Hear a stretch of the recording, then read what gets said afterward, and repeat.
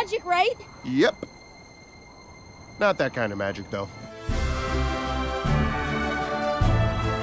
Though Netflix's Disenchantment showed promise, we felt like the first season failed to meet the standard of creator Matt Groening's other shows, like The Simpsons and Futurama. With 10 more episodes already confirmed to be on the way, here's what Disenchantment needs to fix before we return to Dreamland for a second season. Early on, Disenchantment's biggest selling point was the idea of a Matt Groening show that told one continuous story, as opposed to the episodic nature of The Simpsons and Futurama, which largely relied on self-contained stories, which usually didn't change the status quo too much. Yet, for whatever reason, Disenchantment seemed reluctant to fully embrace the promise of a serialized story. It really affected the pacing of the first season, particularly the middle of the season, when the episodes barely felt any less standalone than Futurama. It's like you want me to chop your head off. Help a sister out. Granted, Disenchantment did finally become more story-driven in its final few episodes, but by then it was too little too late. The series didn't do enough to make viewers care about the conspiracy against Dreamland or Princess Bean's hidden past. So by the time those threads started coming together, the show wasn't able to reach the dramatic climax it was so clearly striving for. Next season, Disenchantment needs to focus on building up a compelling narrative from the beginning, and do as much as it can to become the anti-Simpsons. I am Land King now! This is why you gotta make people RSVP. Disenchantment takes place in a bizarre fantasy universe that's equal parts Lord of the Rings, Rankin Bass, Game of Thrones, and King Arthur. Needless to say, it's a very different setting from the one seen in The Simpsons or Futurama, and one well worth exploring. We can slip away unnoticed as long as everyone remains absolutely silent. What? Strangely though, Disenchantment rarely seemed to take full advantage of its setting.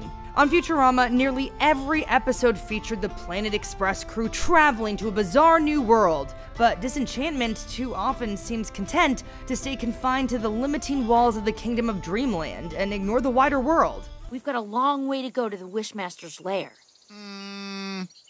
Oh. In many ways, this problem goes hand in hand with Disenchantment's half-baked approach to serialized storytelling. At the heart of any good fantasy story is a quest, something that forces a hero outside their comfort zone and compels them to travel and test their mettle against overwhelming challenges. They don't call me Mortimer the Expendable for nothing. Disenchantment never had that overarching quest propelling the series forward in Season 1, and the show definitely suffered as a result. Some episodes veered away from Dreamland to introduce siren-infested islands or trap-filled tombs, but others suffered from a real lack of storytelling ambition. The good news is that, based on the way the season wrapped, Bean and her friends have a much clearer quest ahead of them next season.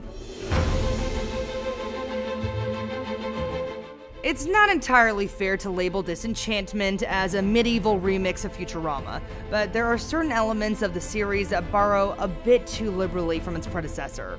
Nowhere is that more true than when it comes to the one-sided romance between Bean and Elfo. Bean? Did you just kiss me? I don't know. On some level, you can't blame the writers for wanting to replicate what worked so well in Futurama. The Fry-Leela romance was one of the clearest examples of an ongoing plot in that series. By comparison, Disenchantment seems content to try and replicate what worked before without putting in the legwork. The show never gives viewers any reason to root for the Bean-Elfo relationship. We're never sure why Elfo is so smitten with her, nor why Bean would feel any sort of romantic attraction to her sidekick. Hey, Elfo, what are you looking at? The Bean-Elfo romance seems to be included just because the show's creators think a romantic subplot is obligatory, not because it actually serves the story being told. We are a team. I always thought so. Really? No, Elfo! What did you think of Disenchantment Season 1? Let us know in the comments, and for more on Disenchantment, check out our conversation about how we feel it stacks up to Matt Groening's other shows, as well as our breakdown of the Futurama Easter egg in the season finale. And as always, be sure to follow and subscribe to IGN wherever you like to watch.